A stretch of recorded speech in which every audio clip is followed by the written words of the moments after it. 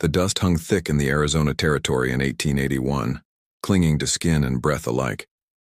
The cowboy had been riding since dawn, his only horse slowing with every mile.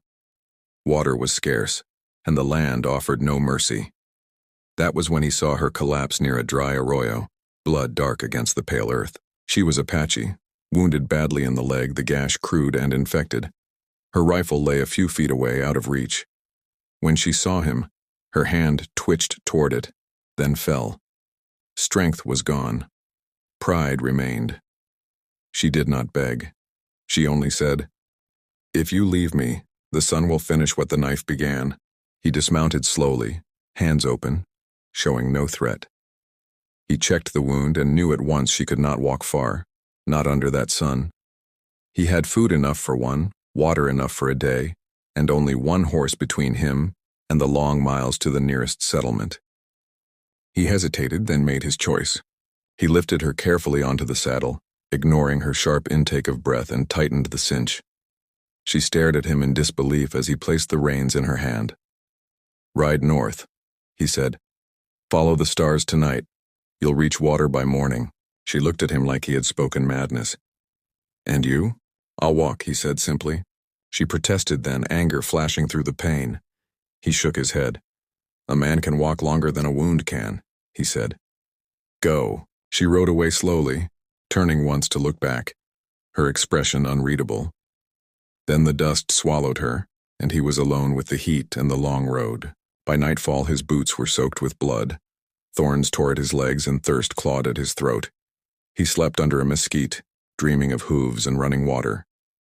When morning came, it came hard and bright, and he stood again, forcing his legs to move. 3 days passed like that, measured only by pain and stubbornness.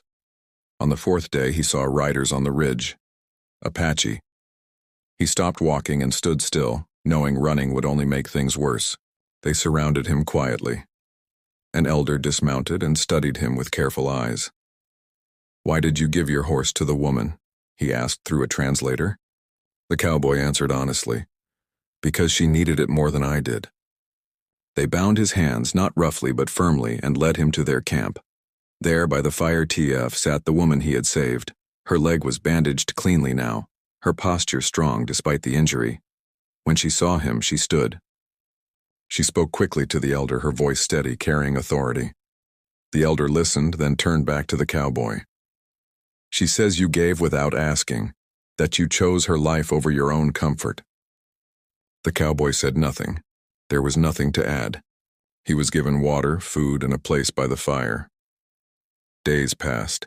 His wounds healed. He was not treated as a prisoner, but not as family either.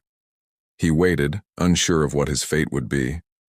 Him that among her people a life freely saved created a bond. Her name was Tala, not of ownership, she told, but of responsibility. She said the horse was not the gift that mattered.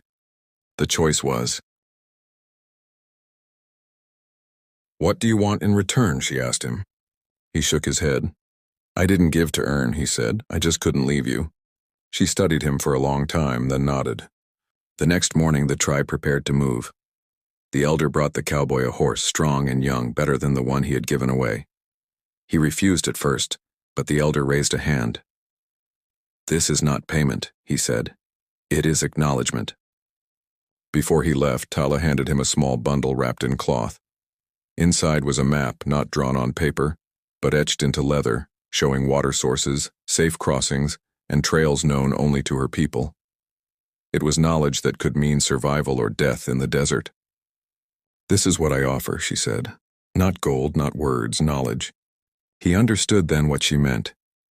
In the Wild West, information was more valuable than cattle, more powerful than weapons. With that map, a man could live, travel, trade, and help others survive. He rode away that day with more than a horse. He carried respect, a bond born of mercy, and a gift beyond imagination. Years later, when others asked how he survived where so many failed, he would only say this: "I gave up my horse once, turns out it bought me a future."